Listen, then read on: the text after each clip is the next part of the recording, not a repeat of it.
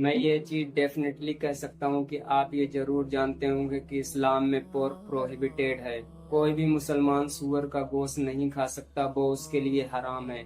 ये बात इतनी कॉमन है कि सबको पता है, किसी को बताने की जरूरत नहीं। हालांकि ये बात अगर उनसे पूछी जाए कि क्यों पोर्क हराम है इस्लाम में, तो 100 में से 1-2 लोग ही इसका जवाब दे पाएंगे। आज के इस वीडियो में हम इस कॉन्सेप्ट के इंटरनल रीजन को समझेंगे। आखिर इस्लाम में सूअर का गोश्त हराम क्यों है, इसके पीछे साइंटिफिक रीजन क्या है, सऊदी अरब ने इस पर पूरा बैन क्यों लगा दिया, क्या नुकसान है इसके। पहले ये क्लियर कर दें कि ये जो कहा जाता है कि इस्लाम में सूअर का गोश्त हराम है, ये लिखा कहाँ है।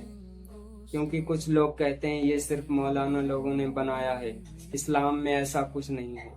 हालांकि सच इसके बिल्कुल उलट है। कुरान चैप्टर 2 वर्स 173 में साफ साफ मेंशन है, और उसने तुम पर हराम किया मरा हुआ जानवर, खून जो बहकर बाहर आ जाए, सूअर का गोश्त, और जिस पर अल्लाह के सिवा किसी और का नाम लिया गया हो।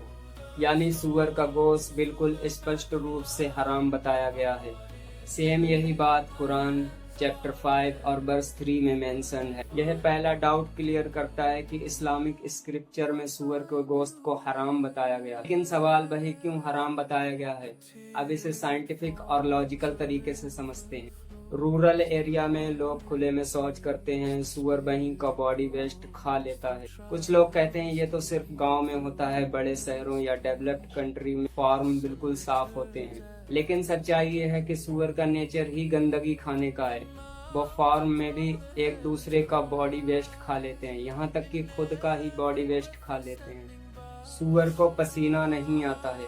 सूअर के शरीर में स्वेट ग्लैंड बहुत कम होती है, इसलिए उन्हें पसीना नहीं आता। पसीना निकालना शरीर के टॉक्सिन्स को बाहर निकालने का एक तरीका है। जब सूअर को पसीना नहीं आता तो उसके शरीर में मौजूद टॉक्सिन्स बाहर नहीं निकलते, बल्कि मांस में ही जमा रहते हैं। इसलिए सूअर अक्सर कीचड़ और गंदे पानी में खुद को ठंडा करते हैं।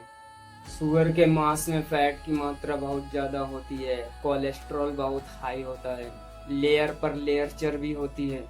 ये सब हाई डिजीज, हाई बीपी, मोटापा और डायबिटीज का खतरा बढ़ाते हैं। कई स्टडीज में पाया गया कि रेड मीट और पोर्क का ज्यादा सेवन कैंसर का रिस्क बढ़ाता है। पोर्क में कई तरह के परजीवी पैरासाइट पाए जाते हैं, round worm, hook worm, pin worm और टेप वर्म। सबसे खतरनाक है टीनिया सोलियम, जो सूअर के मांस में आमतौर पर पाया जाता है। यह इंसान के पेट में जाकर घातक बीमारी पैदा कर सकता है। सिर्फ इस्लाम में ही नहीं, यहूदी धर्म में भी सूअर का गोश्त खाना हराम है। यहूदी धर्म की किताब लेविटिकस चैप्टर 11 और ड्यूट्रोनॉमी 14:8 में भी सूअर को अनक्लीन बताया गया है और खाने से मना किया गया है। इथोपियन और इरिट्रियन चर्च भी पोर्क खाने की इजाजत नहीं देते। दुनिया में रोजाना लगभग 38 लाख सूअर काटे जाते हैं, लेकिन उनमें कोई भी मुसलमान शामिल नहीं होता। यह इस बात का सबूत है कि मुसलमान ही इस हुक्म को ईमानदारी से फॉलो करते हैं।